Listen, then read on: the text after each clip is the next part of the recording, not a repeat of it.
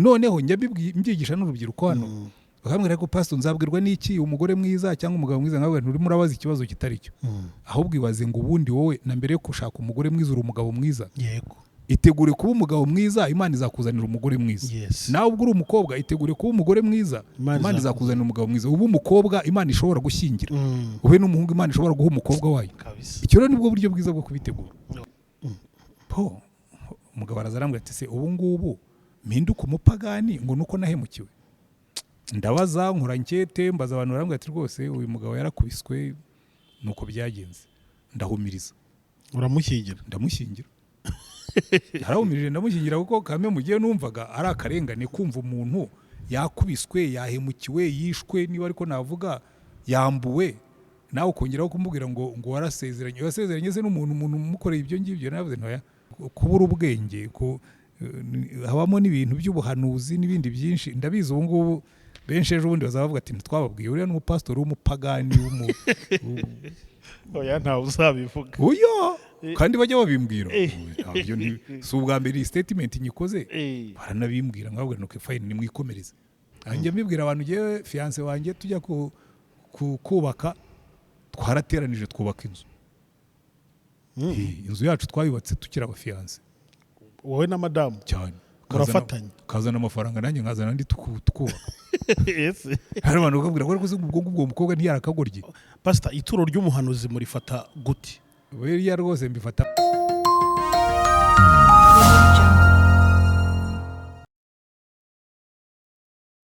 inshuti bakunzi ba Iyobokamana TV turabasuhuje mu izina rya Yesu ni kwa kundi butumenyere ko tugira gutya tukazana abantu batandukanye maze tukabasha kuganira nabo mu ntego zo gukomeza gukora ivuga butumwa nkuko Yesu yaduhamagaye turi kumwe n'umukozi w'Imana ni umuntu mumenyereye kuri social media akora ivuga butumwa mu buryo butandukanye ibiganiro atanga bigenda bikora umurimo ukomeye mu mitima y'abantu reka nukuri dutangire tunamushimira kuba yemera kuduha umwanya maze tukaganira mushumba Imana ibaho umugisha cyane murakoze tubaha ikaze kuyobokamana TV muratangirana no kwibwira abantu badukurikiye nubwo babazi ariko baravuga ngo urugo rutakwisa umushyitsi ntabwo ruba rukubashye nubwo babazi ariko murabibwira kugira ngo umushyashya abe yabamenye Jeni Pastor Antoine Rutayisire itorero Anglikane ry'u Rwanda paruwasi ya Remera yego mushumba nkuko nabibabwiye ndashaka ko dukora ikiganiro kijyanye n'umuryango nibyo bintu ndi buze kugarukaho cyane ndatinze ndetse reka duhite dutangira kugira ngo ducunguze uburyo umwete ikibazo cya mbere nshaka kubaza no kubaza ngo ese urugo rwiza ni amahitamo y'umuntu cyangwa ni amahirwe ni byombi ni byombi kuko urugo rwiza ntabwo rwiyubaka urugo rwiza rwubakwa n'abantu babiri babigambiriye bagashyiramo imbaraga ikosa abantu benshi bajya bakora ni ukwibwira yuko urugo rwiza ari ikintu kikugwirira kimwe n'ibindi byose mu buzima burya ibintu byitwa amahirwe ibintu byitwa ishaba ibintu byitwa umwaku byose bijyana no kudashyiramo imbaraga ngo umuntu yumve yuko ibyo arimo gukora bisaba imbaraga urugo rwo burya rwo rusaba imbaraga nyinshi kuko ni ikintu udafata gusa ngo kijyane rero ni amahirwe ariko ni n'amahitamo ni amahirwe kubera iki kubera ko aho biba amahirwe ni uko hari n'umuntu uba ufite ubushake ariko akagira ibyago agahitamo nabi ugasanga uri umugabo wari ufite umugambi mwiza wo kubaka ukarongora umugore ubona rwose udafite iyo gahunda ugasanga uri umugore wari ufite imigambi myiza ufite ubushake ufite n'umurava ugahura n'umugabo utabirimo aho rero ntacyo wabikoraho nubwo ufite ubushake ariko n'amahirwe azamo none umuntu n'iki yakora ngo azagire urugo rwiza kwitondera uburyo ushaka kwitondera uwo ushaka kwitonda rwose mbere yo gushaka ukabanza ukabishyiraho umwete kimwe cyo njya nkunda kubwira abantu b'urubyiruko nti ari ibintu bitatu ugomba gutega amatwi icya mbere ugomba kwitega amatwi kuko burya akenshi umugore mubi cyangwa umugabo mubi unamubona mukiri abafiyanse gusa ntutege amatwi ubwenge bwawe amarangamutima akagutwara ngo apuretu ngo biriya ngo ashobora kuzahinduka ngo apuretu ngo buriya ngo akaza mukaba muri kumwe akagutombokana uti no ati biriya birasanzwe ati nitugera mu rugo azitonda kurushaho umuntu ugutombokana nk'ukiri abafiyanse ushatse ujye burya baguhaye signal yaba ari umuhungu yaba ari umukobwa hari igitabo turimo kwandika cy'urubyiruko narabwiye ngo nzashyiramo ibimenyetso bigera nko kuri 5 cyangwa 6 ugomba kwitondera iyo urimo gushaka umugore cyangwa umugabo. Hari ubwoko bw'abantu ubundi uhuye nawe ugomba gutangira ukagenda buhoro nubona afite izo ngeso ukabyitondamo. Icyo ni kimwe. So banza utega amatwi umutwe wawe hanyuma ugabanye urusaku rw'umutima kuko ngo amaso akunda ngo ntabona neza. So banza ugabanye urusaku rw'umutima wumva ubwonko bwawe icyo bukubwira. Cya kabiri tega amatwi abantu. Burya hari abantu bazakubwira atari kuriya mukobwa azagutwika tu cyangwa uriya muhungu azakurya wowe ukavuga ngo ngo nuko abantu ngo barimo baranyicira ubukwe kandi ujye utega amatwi abantu cyane cyane inshuti zawe. Icya gatatu kuruta ibyo bindi bibiri utega amatwi Imana niba uri umuntu usenga. Ubaza Imana uyibwira uti Imana uyu mugore azambera umugisha cyangwa azambera umuvumo cyangwa uyu mugabo kuko ni bombi. Utega Imana amatwi kuko Imana yiramuzi izi icyo yabaye cyo azi n'icyo azaba cyo. Ntabwo Imana wayisaba umugati ngo guhibuye. Ntabwo uzayisaba ifi ngo guha inzoka ikurya. Ntabwo uzayisaba igi ngo guhe scorpio izakumerera nabi. So ibyo rero burya ni ibintu ari amagambo twagombye kuyapurika twagombye kuyagarura no mu gushaka uwo muzabana.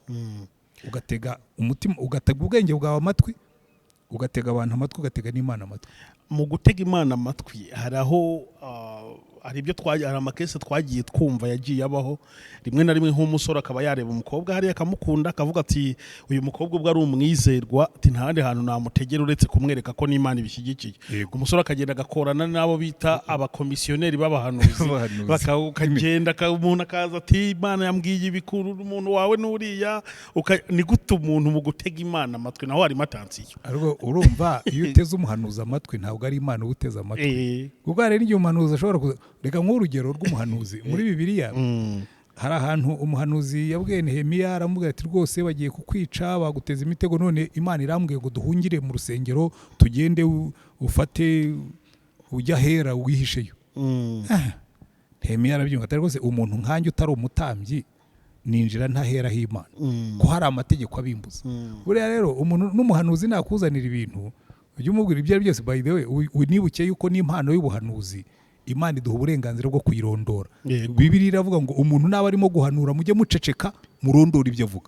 Yewe rero nubizana nzagutega amatwi ngo ngo ibyo bintu urimo guhanura ndumva bidahura n'ibyo jewe umutima wanjye mbwira. Nanjye nibarije Imana ntabwo ari wowe uvugana nayo wenyine. Ariko kubera ko abantu batinya abahanuzi babubaha cyane hari igihe babata mu mitego none umva ko banabivuze neza basigaye ari abakomisiyoni cyane rwose. Ariko nanjye nahuye nabo no mu gihe cyacu tukiri batoya ndibuka hari groupe twasengeragamo rwose umukomisiyoneri aragakora neza. Hari umukobwa yari afite fiancé baranamwerekanye mu rusengero baranamusengeye rwose abantu barabishimye. Umukomisiyoneri araza ati cyakora uriya muhungu niwe wamwiyoboyeho nubwo bamwerekanye ariko Imana iravuga ibindi. Cyakora umukobwa yabaye umunyembaraga aravuga atoya jewe kuva narasenze Imana nkamwerekana niba ari nikosa nakoze nzaryirengera.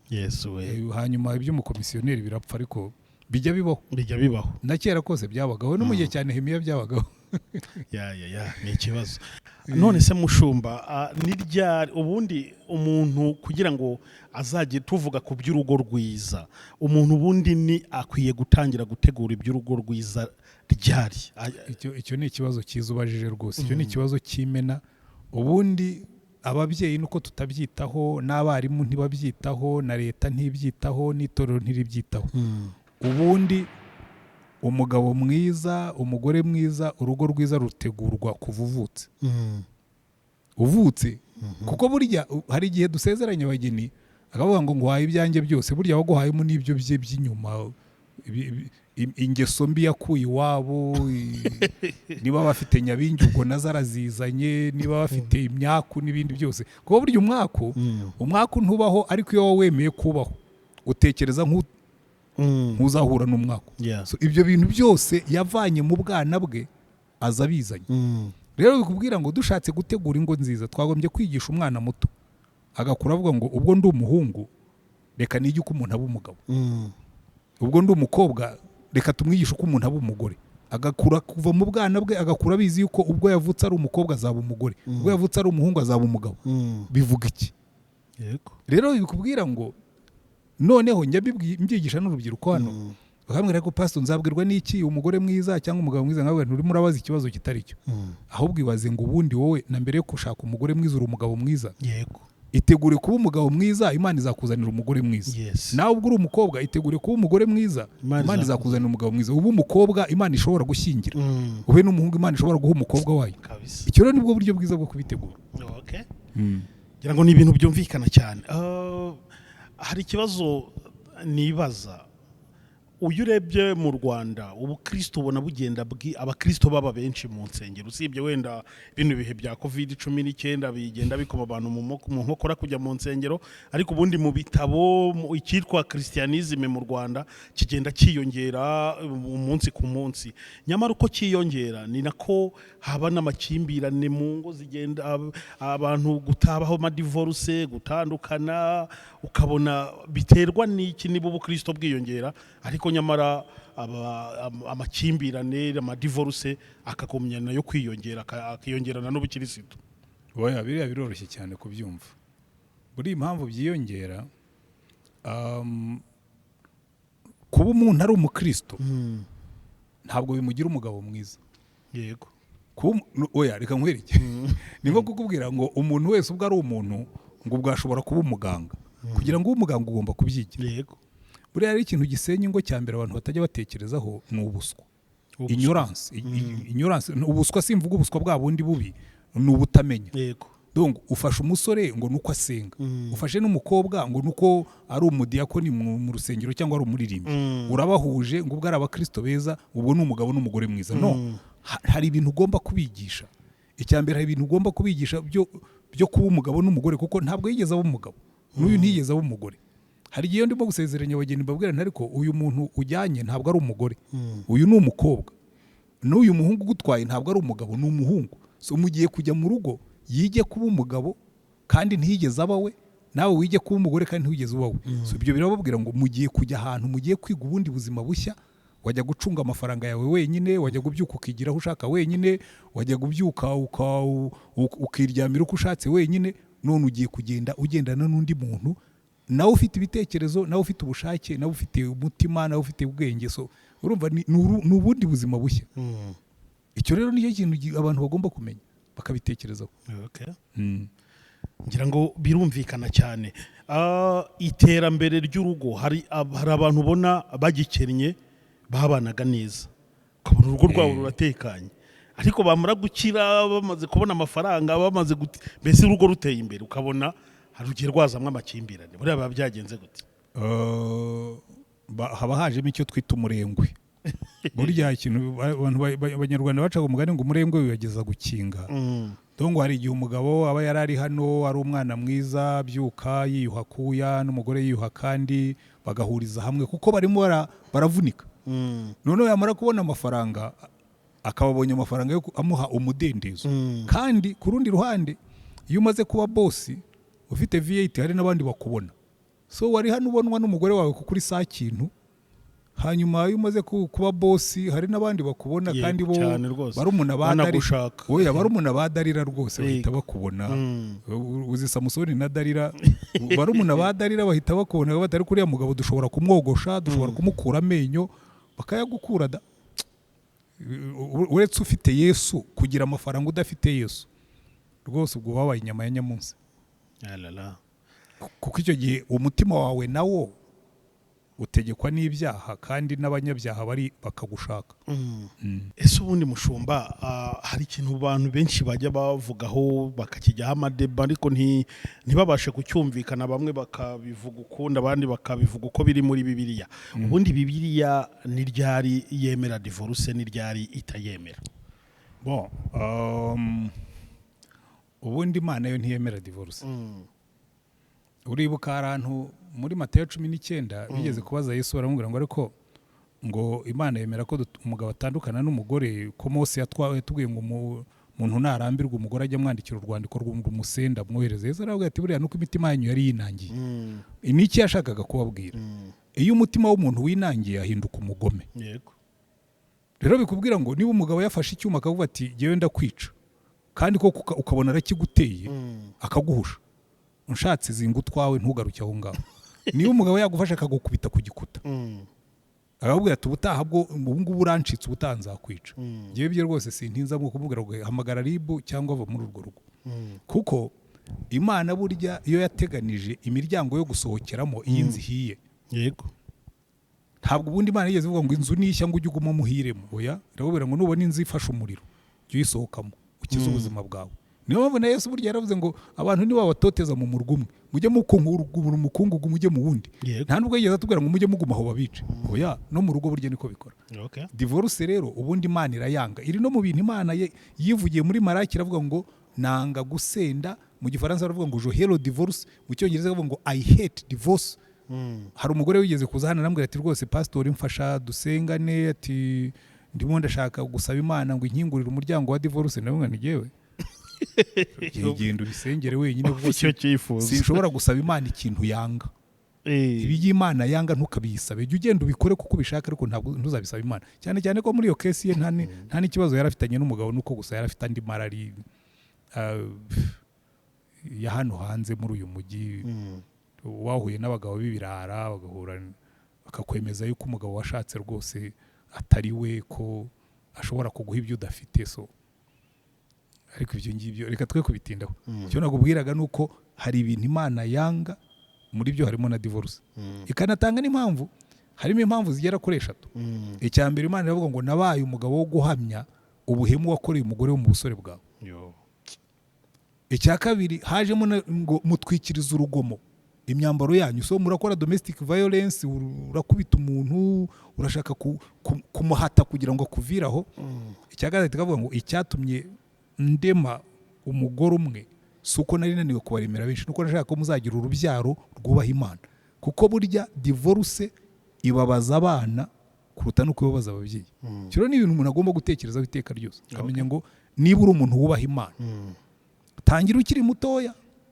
usengere kuzashaka umugore muzubakana urugo runezeza Imana rukayubahisha kandi mukazasazana yego ntuzashyiremo divorce kuvuga ngo nibyanga tuzadivorce ntabwo ubundi uwo muryango Imana ntiyari yarawuteganije kuba yubaha ariko iyo imitima yinangiye bibavuga ngo mwavuye mu mitima wavuye mu mutima woroshye w'inyama nkuko bavuga muri Yeremiya wagize umutima wibuye icyo gihe Imana iravuga ngo uriya ntakiri uwanjye nayikorera ibyo ashaka iyo abantu basezerana imbere y'Imana ubwo no gusezerana ibyo kubana bavuga ko bazatandukanywa n'urupfu cyangwa Kristo Yesu agarutse nyamara kandi tugenda tubona abantu batandukana bakora amadivorce bakongera gushaka kandi abo bashakanye mbere bagihari ese buriya nibyo Imana ibivugaho iki ubundi twebwe mu mategeko y'itorero ryacu n'amatorero menshi bayiwe ntabwo umuntu wadivorushije tumusezeranye oya ubwo nukuvuga ngo yishe amasezerano ibyo yarahiriye yarabyishe ntabwo twongera kumusezeranya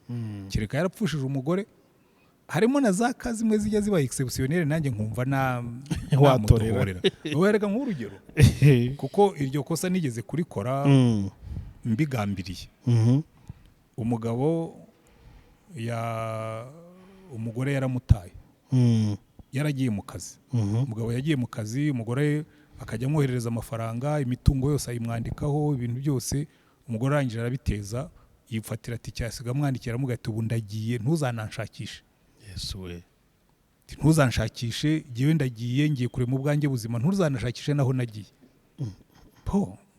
umugabo araza arambwira ati se ubu ngubu mpinduka umupagani ngo nuko nahemukiwe ndabaza nkora nkete mbaza abantu barambwira ati rwose uyu mugabo yarakubiswe nuko byagenze ndahumiriza uramushyingira ndamushyingira harahumirije ndamushyingira kuko kame mugiye numvaga ari akarengane kumva umuntu yakubiswe yahemukiwe yishwe niba ariko navuga yambuwe nawe ukongeraho kumubwira ngo warasezeranye se n'umuntu umukoreye ibyo ngibyo navuze ntoya nyuma yo gukora nkete naramusezeranije Imana nimbaza nzisobanura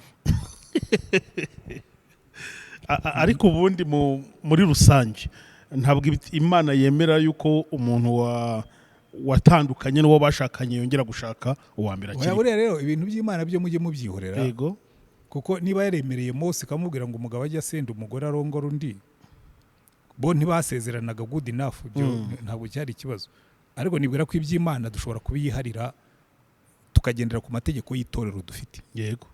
Gusa ibindi tukabyihorera uko Imana izaca urubanza niyibizi. Yewe ntabwo njya mbyivangamo.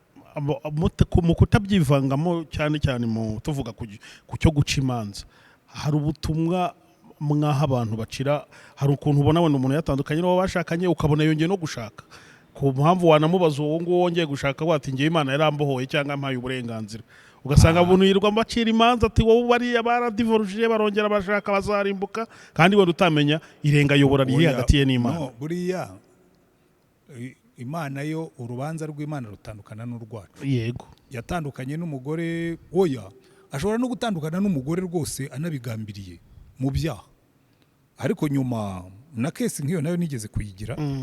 Umugabo yatandukanye n'umugore ari umunyabyaha rwose, baratandukana pe, aradivurusa arongora undi.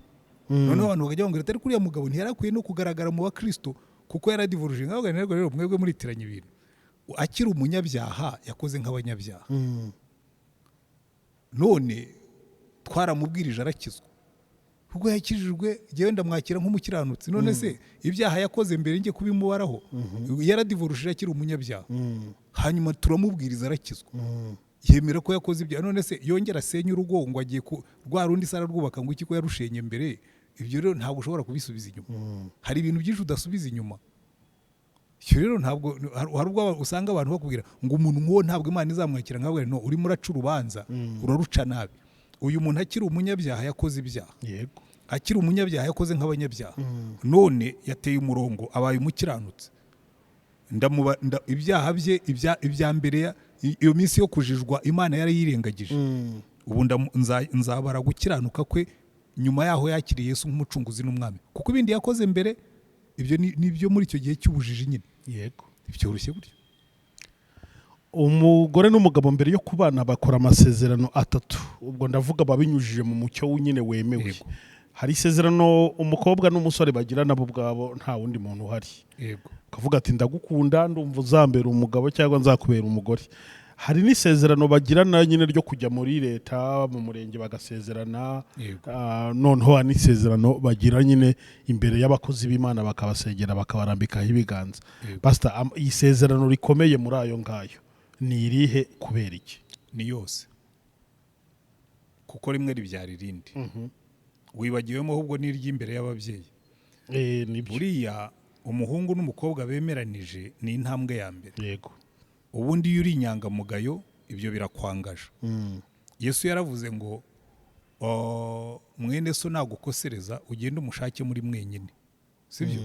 Ni ukuvuga ngo hari ibintu ukorana n'undi muri mwenyine, sibyo? Donc hari ibyo bakoranye bari bonyine barabyemeranya nk'abantu b'inyangamugayo imbere y'Imana. Urangije ubishyira imbere y'ababyeyi, imiryango yombi noneho iraza ibabahamya yuko abana babo bagiye kubana. Yego. Ndetse rwose turanabiteraho fanta turitsana za champagne zitarimo alcohol, cyangwa ariko harimo n'iziba zirimo alcohol. Ibyo si cyo kibazo, tubiha umugisha. Umukwe mukuru arahagarara atanga umugeni, anamuvugiraho amagambo, uyu mwana wacu muzamufate neza, muzamwiteho, muhungu wacu nawe uzite kuri uyu mukobwa n'umuryango. So abo ni abagabo. Mukaza imbere y'Imana nayo ikaba umugabo, mukajya imbere y'amategeko na leta ikaba umugabo. Urumva ubuhemu bw'abo bantu, buri kintu gifite imbaraga zacyo cyongeraho kuri rya sezerano. Nta kivuga ngo iki nicyo kiruta ikindi, byose bifite imbaraga zabyo.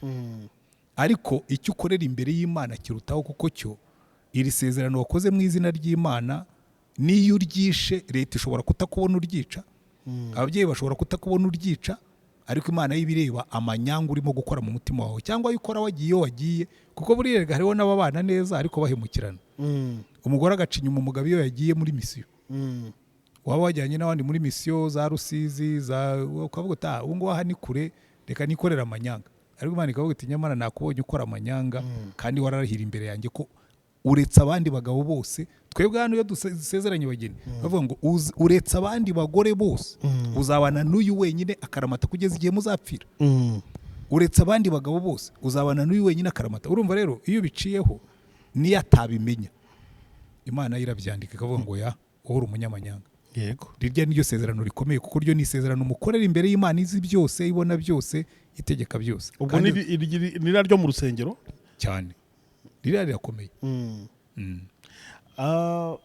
Tuvuga wenda ku isezerano ryo mu rusengero, iyo dusomye muri Bibiliya tubona abantu baragiye babana batasezeranye mu rusengero, buriya bakoze icyaha.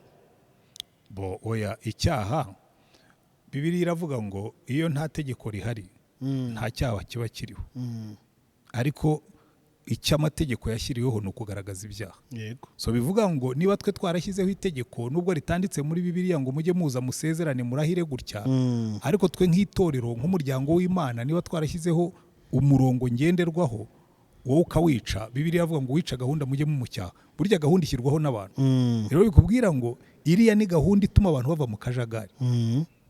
Icyo gihe rero ababayeho mu gihe cya ba Mose n'Aburahamu n'abandi no mu gihe cy'abahanuzi, ariko twebwe turimo mu gihe cyacu. Ntabwo ibyo wabyitwaza ngo mu gihe cya ba Dawidi ngo bagiraga abagore benshi.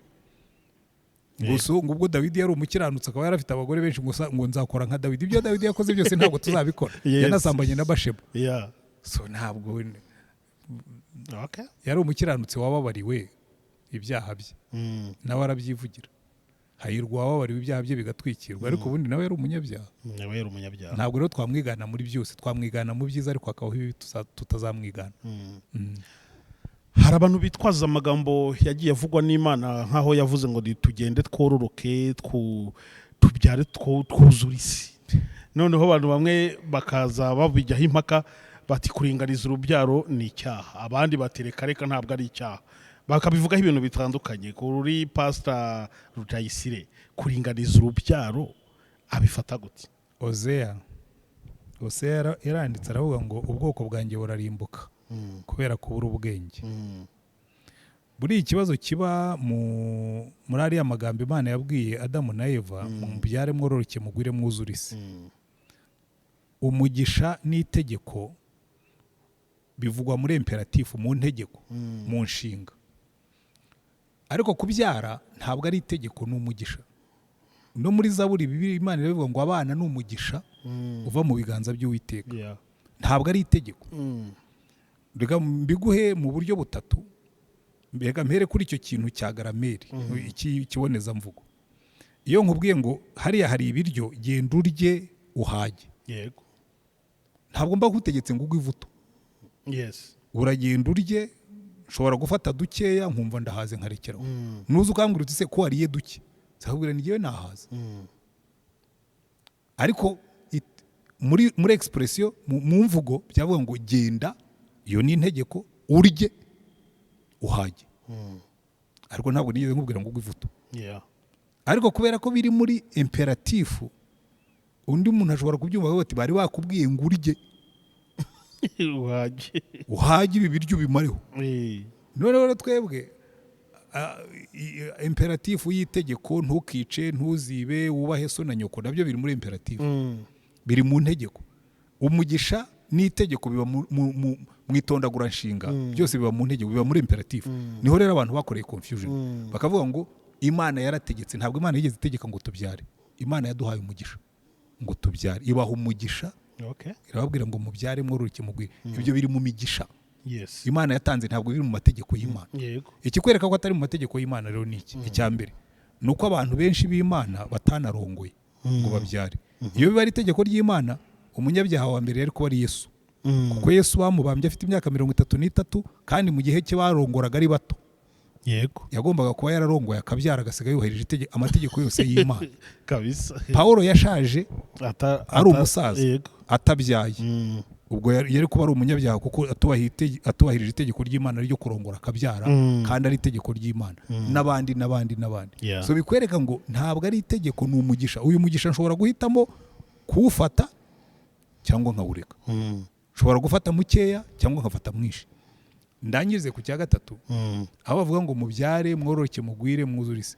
Wibuke ikintu kimwe gikomeye, jewe nk'iyambwira abanyarwanda ndababwira ariko ubundi isi yacu ko yarangije kuzura, mwarekeyeho. Jewe isi yanjye yaruzuye.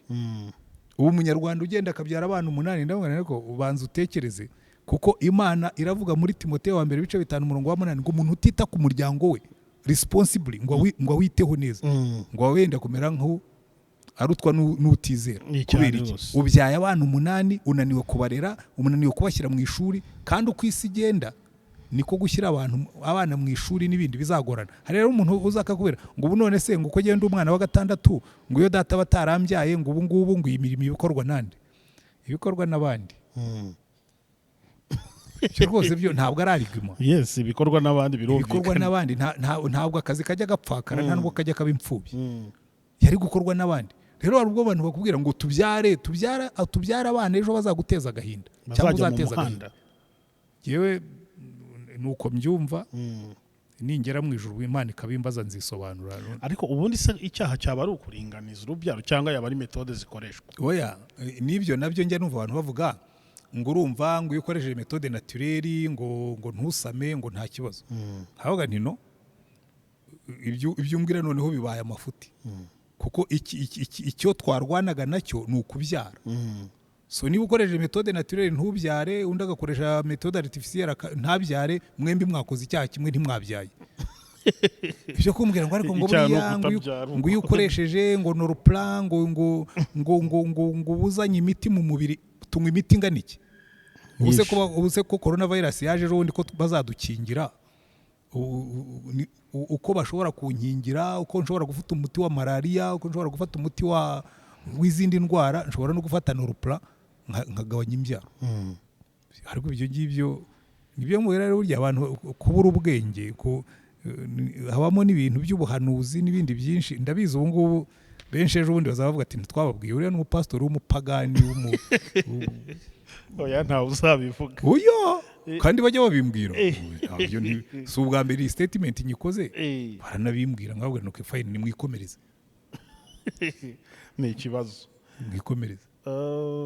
Muvuze mukomeje gato kuri COVID-19 n'urukingo rwayo bituma gatoya wenda ntabwo ari uguta intego ariko si matambuka wenda ntabajije urukingo rwa COVID-19 rwagiye ruvugwaho n'abantu benshi batandukanye yabanga bitwa abahanuzi bamwe bagahanura bati ruriya rugiye kuzamo wa mubare 666 ati ruriya rurimo antikristo ruriya bimeze gutya na gutya bakaruvugaho ibintu byinshi. Ese ubundi umubare wa 666 uzazitora rikiri mu isi niba waba uri mu rukingo rwa COVID-19?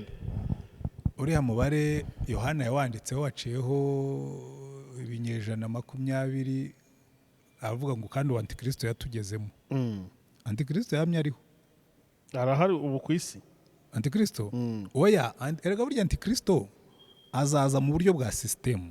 Yego rero kuva aho Yesu yaziye system ya antikristo yatangiye kwiyubaka igenda yiyubaka bukeya abantu barwanya iby'ubukristo abantu barwanya ibyo kwemera Imana babishakira ubuhanga burenzeho bigenda bizamuka ubu birazamuka kurushaho.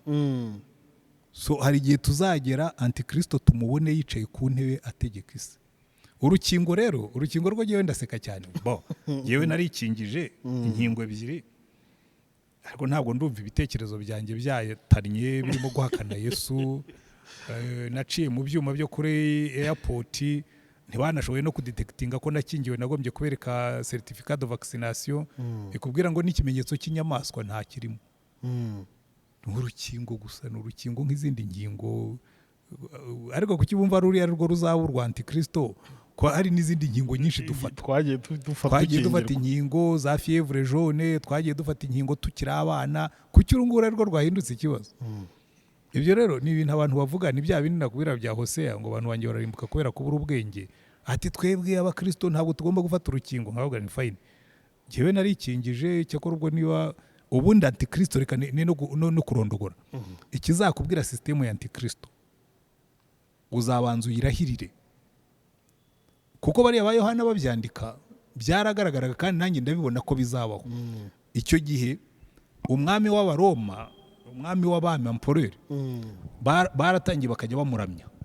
Noneho kugira ngo ushobore gucuruza ushobore gukora waragenda gukajya aho baramya uzasome burya mu byahishuriye biriya migi yose itandukanye ukagenda habaga hari ishusho rya empereur bakaguha ububani utuntu twivu niba natwita ivu ukadushyira kuri sensa mbese ikintu gitwika ukadushyiraho ugacana ukarahira yuko Kayizari ari umwami wawe byari ibintu byoroshye ariko abakristo bakavuga toya twebwe Kayizari n'umutegetsi wacu ariko umwami wacu ni Yesu ibyo biba ikibazo udafite iyo certificate iduka rye bakarifunga cyangwa bakaza bakarimaramo ibintu waba utayifite mu rugo bakaba bafite uburenganzira bwo kuza bagafata ibintu byawe bakabitwara urumva rero antikristo nawe naza ikizakubwira ngo yaje bazatangira kukubwira ngo ihakane Yesu wemeze y'ukuriya urabizi Bibiliya ubundi irasobanutse iravuga ngo nuko ya nyamaswa itera abari mu isi bose number 1 gufata ikimenyetso cy'inyamaswa number 2 kuramya igishushanyo cya ya nyamaswa yapfuye yakubiswe urugumu hanyuma ikazuka rero bikubwira ngo ivyo biroroshye cyane kubyumva umunsi antikristo yaje uzabimenya bazakubwira ati mujye gufata amakarita nujye bakubwira ati cyakora ubanze wemere yuko uriya mutegetsi ari we mana yacu kuko birasobanutse neza ukuntu ubwami bwa antikristo buzaza rwose birasobanutse neza sinzi impamvu abantu badasoma Bibiliya zabo ngo babyumve ariko reka twikomereze ubwo ubwo nibiza muzabimenya ngira ngo birumvikana cyane cyangwa uzakora ikiganiro kuri ibyo ngibyo uze mfate Bibiliya ngende mbikwereka yego kabisa yes fine hari navuze nsa n'uwitego umutego kandi ni umunyamakuru yuko nateguye topike y'ingo ariko gatoya ndasa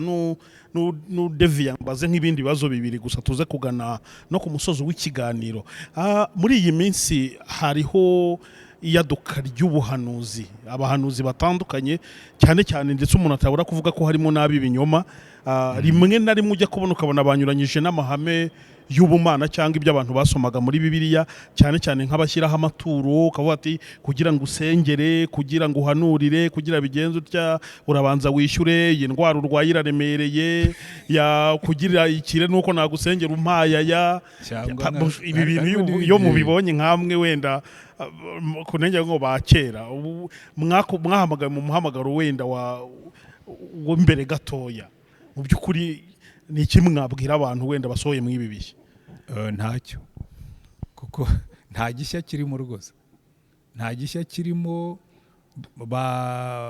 kuva mu gihe cya Mose yanditse mu bitabo byaravuga ngo umuhanuzi nahanura agakubwira ngo tureke Uwiteka tujye ku yindi mana uzamenye ko uwo muhanuzi ari umuhanuzi w'inyuma ngo umuhanuzi nahanura ikintu ntikibeho uzamenye ko yahanuraga iby'amarangamutima ye atatumwe n'Imana abangaba rero bakubwira ati banza uzane nkusengereza banza uzane amafaranga ni barumuna bajye hazi barumuna bajye hazi bose barahari ba petit frère bajye hazi barahari kuko uwo mwuka wajye hazi uwo mwuka wa Baramu Bibiliya iravuga mwuka wa Baramu wakurikiye indamu hanyuma agahombokera mu bintu Imana yamubujije ko n'umwuka wa Baramu n'umwuka wa Gehazi nta gishya munsi y'ijuru no mu gihe cya Paulo arabavuga ati hari abantu bamwe bomboka bakinjira mu mazu bakarya ingo z'abapfakazi bakagira bati so nta gishya munsi y'ijuru abo bamye babaho n'ubu bariho kandi bazahoraho kuko abo ngabo bagenda bakarya ingo z'abantu harimo n'abasambanya n'abagore nabo uzabibona muri abo bahanuzi b'ibinyoma tubona turababona n'uno munsi cyane so rero uwo mwuka urasanzwe nta gishya kirimo ntabwo giye yabinci intege ndavuga no fine uretse ko uzi cyahindutse nizi mikrofone zanyu nizi kamera kuko mwaraje murabipopulariza ibyajyaga bikorwa mu rwihisho mu bishyira ku karubanda mubahana mikrofone nabo baravuga bivamo baragaragara abantu bagashegura bakavuga ibintu batagombaga kuvuga nta kindi kintu cyahindutse ku isi uretse social media yabipopularije ikabishyira ahagaragara ibyakorwaga mu rwihisho babishyize ku karubanda pastor ituro ry'umuhanuzi murifata gute Bibiliya rwose mbifata nk'ubuyobe bavuga ko muri Bibiliya ngo hari mirongo bazana cyane cyane mu isezerano rya kera kavuga ati nta wajyaga kwabamenya atajyanye ituro ugasanga abantu nibyo bashishikariye kwigisha ariko tubikosore Yesu we yaravuze ngo mwahereye ubuntu mutangira ubundi ariko ubundi burya reka mubwire bambe n'ubutamenya ni bwa buswa navugaga ubundi umuhanuzi yagusengeye igitangaza kigakoreka. c'est ça. Ushobora no guterura ibintu birenze ukabimushyira ukamurumva ibyasengesho wasenze cyane byakoze umuti. Yego. Ushobora no guterura inzu ukayimuha cyane rwose bitewe n'icyo ariko rero kubera ko abantu bashaka kwishugurikira ntibareka Imana ngo ibashugurikire. Buriya nta muntu wakoreye Imana wikorera amaboko. Niba bajyaga bareka Imana ikabashugurikira banabona n'ibirenze ibyo ngibyo baca abantu bagakora umurimo w'Imana batuje, ariko barangiza bakabwira ati Imana ko ndimo kugukorera neza nanjye wanshugurikiye. Unubona ko ngomba kubaho. Ntabwo Imana njya mbyigisha n'abapastori nk'abo rero buriya nidukorera Imana neza tukayisaba umushahara izawuduha. None se Risa wanze imyenda ya namani n'amataranto n'ibintu byose yari yazanye wibwira ko burya yabagaho nabi? Riko da abantu barifataga burya hari n'ikintu nshobora kukubwira. Uzi ko burya namani ashobora kuba yarasubiyeyo nyuma aje kumusura kubera ko yakize ubuzima bwarabaye bwiza, ituro yamuzaniye akaryakira. Simvuga ko byabayeho, ariko buriya kuba yaranze ririya turo rya namani byaramutangaje, aravuga ati uyu ni umukozi w'Imana kabisa. Umuntu wanga n'amaturo Imana yizamutunga. Burya rero iyo uzi Imana yawe ntabwo wandavura.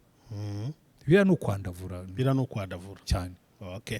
Ariko no mu gipastori birahaba n'ahandi hose. Urumva wenda nkwe nk'urugero rw'ibyo ngibyo, hari igihe nyanganira n'abantu bakamenya ariko ubwo koko ntabwo tubeshye ufite doctor ufite masters ukaba wicaye muri paruwase none se ko ndi pastori wari se ubwo baguhemba bate, ariko bagomba kuba baguhemba neza ntoya bamemba nk'abandi bapastori ngo none se ubwo ntibagupfobeje.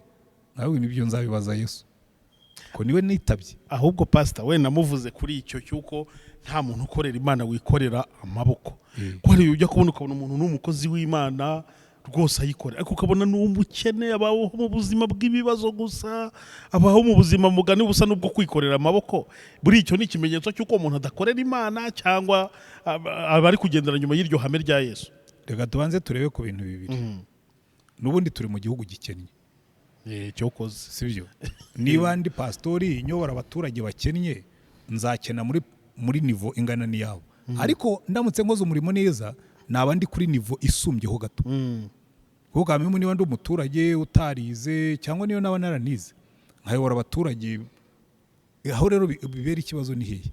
Buriya ntabwo abantu bajya babibona yuko ahubwo umurimo w'Imana ntitwawukoze nk'uko wagombaga gukorwa. Urebe mu gihe cya Petero bari abarobyi b'amafi bari Yerusalemu batarize batarigize bate, rero baratubwira ngo nta mukene wababagamo. Kubera iki? Hari dinamike bari barazanye yo kwigisha abantu gukora, yo kwigisha abantu gutanga, yo kurwanya ubukene. None twebwe ubukene twarabwimitse ubwo tubushakira teoloji yuko hahirwa abakene nibo bazajya mu ijuru, abakire ntibazaraga ubwami bw'Imana. Iyi teoloji izabagumisha mu bukene, ariko twashoboraga kuyirwanya. Icyo rero ibyo kuvuga ngo umukozi w'Imana ngo ukennye ngo ubayeho nabi, uzitegereze burya ashobora kuba ameze nawe ariko ukabona abana be bariga, kaze bari abana be bacahe ngo bige.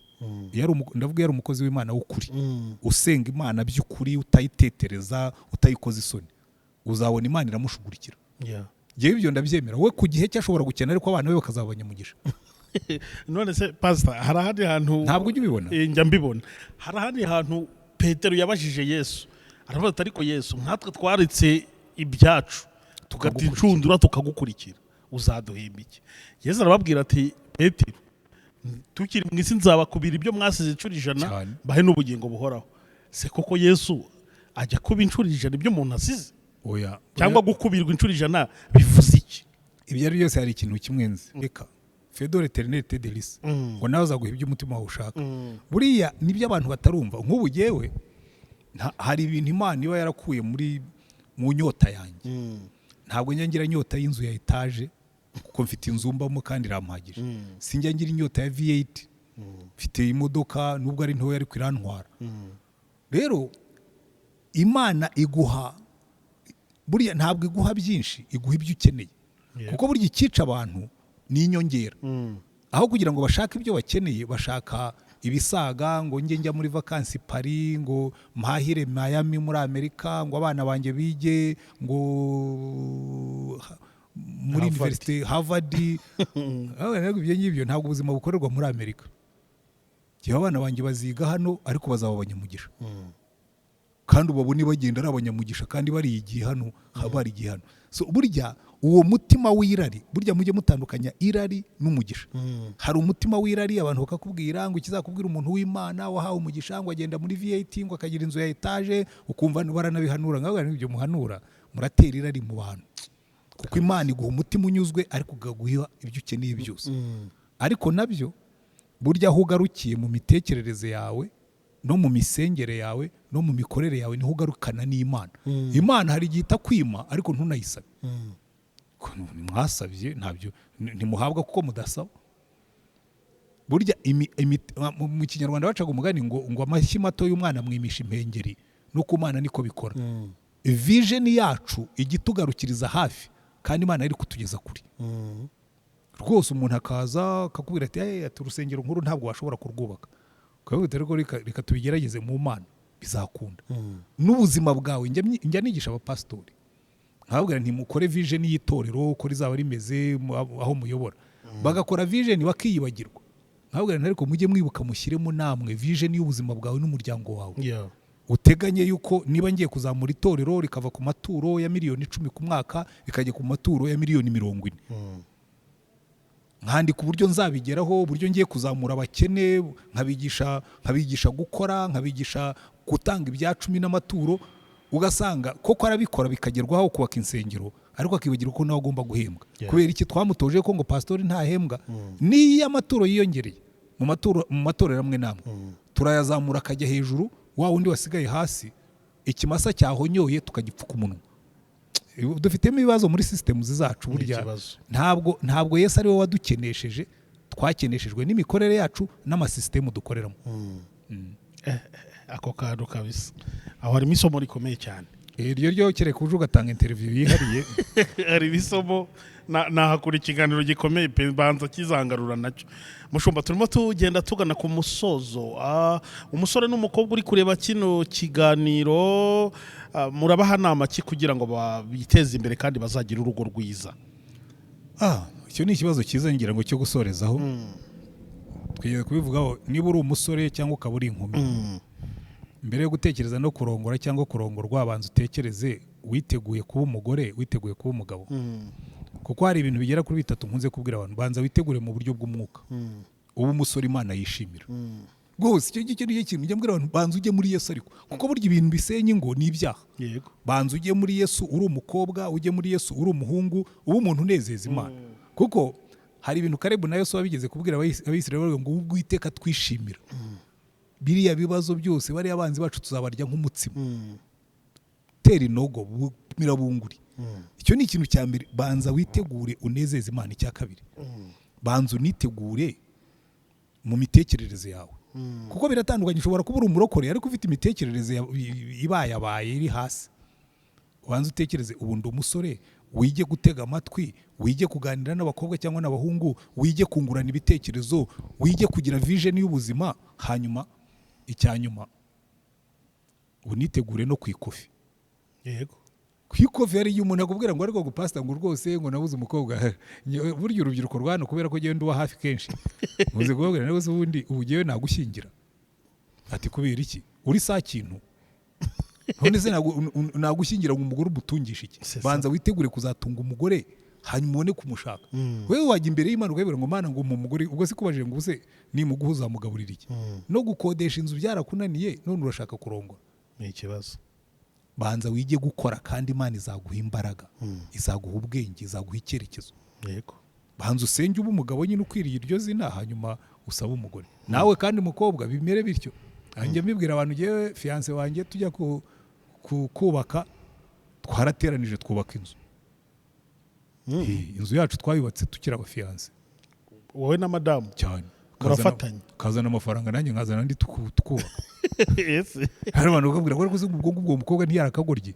Ahubwo kari karabonye umuhungu nyine. Nta bugoryi burimo. Twatekerezaga nk'abantu bazubaka urugo rwiza. Tukavuga tuti tugomba kuzubaka urugo dufite inzu. Tudakodesha. Sana kashi nanjye nza n'izindi. Dukundana. Duhuza umutima ngo ubwo se ngo yagukatira akaba ahombye. Ababyeyi be ntibabigiragaho ikibazo cyangwa yabikoraga mu ibanga. Bari babizize. hari amafaranga yabasabaga se ko yakoraga nanjye nkora okay. ntabwo ari amafaranga y'ababyeyi be yampagaye nanjye nashyiragamo ayanjye. Yego.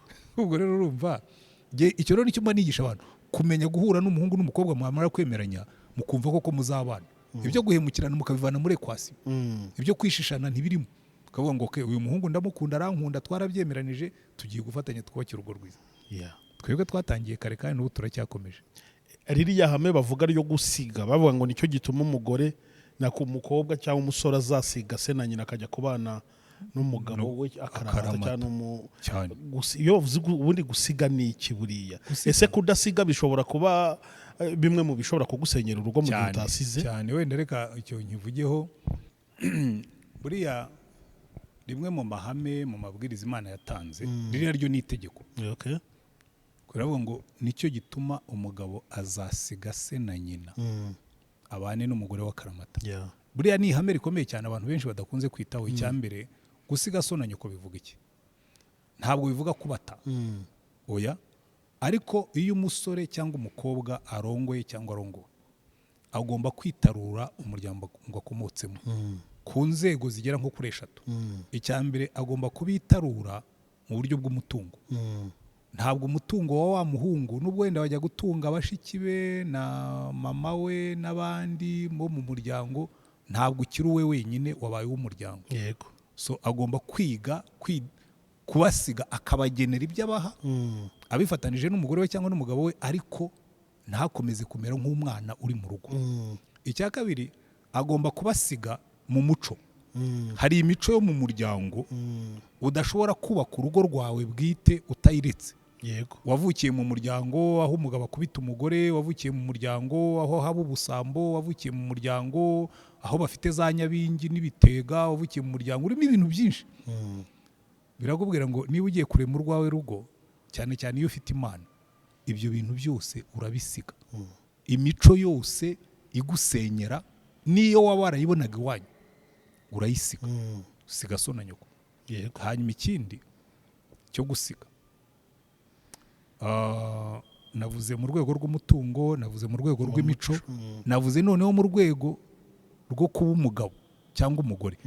Ubona ingo nyinshi, hari ingo zijya zisenyuka kubera ko abamama, cyane cyane abamama n'abashiki nibo bakunze kubikora. Akaza ugasanga yiyenjera, yivanga mu byo mu rugo. Mu rugo rw'iwawe ugasanga mama wawe araza ati uyu mugore ntiyita ku mwana wanjye uko bikwiriye, ugasanga aratanga amabwiriza, ugasanga mbese wa muhungu ntiyacutse. Aragaburirwa n'umugore ariko aracyameze nk'umwana uri ku bibero bya nyina. Iyo ugomba kumubwira uti mama, ahangaha ni iwanjye, uyu mugore niwe utanga amabwiriza. Niba waje mu rugo nza ahantu abakecuru baza ati genda ararana n'abuzukuru banjye. Ukabwira ati mama, we twakugeneye icyumba cy'abashyitsi bari ngo uyu mugore yansuzuguye, ngo yagiye kundaza ngo jyenyine, ngo kandi mfite abuzukuru. Oya, hano ni iwe, ntabwo ari iwawe.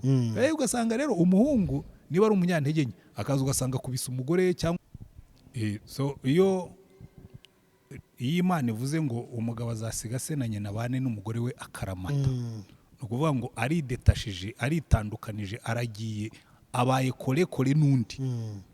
Kandi muri ako karamata ababyeyi ntibarimo.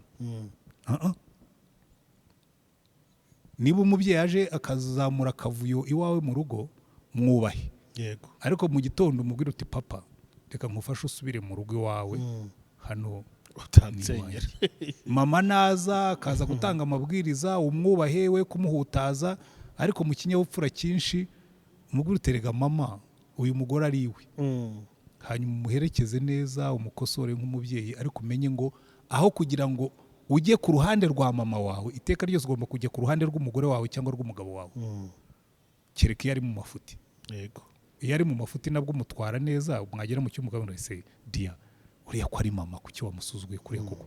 Ubonye ngo umwikarage imbere, umubwira amagambo nk'ari ukamukosora, ariko ubundi ntabwo wemerewe kujya ku ruhande rw'umuryango wanyu ngo umugore agume ku ruhande rw'iwabo, abariho azajya yohereza ibintu byose, yanga umuryango w'iwabo w'umugabo cyangwa umugabo yanga uruhande rw'umugore, hanyuma ashyigikira umuryango w'iwabo. Oya, tugomba kuba umwe, ariko imiryango yacu tukayigenera ibyo tugomba kuyigenera. Yego.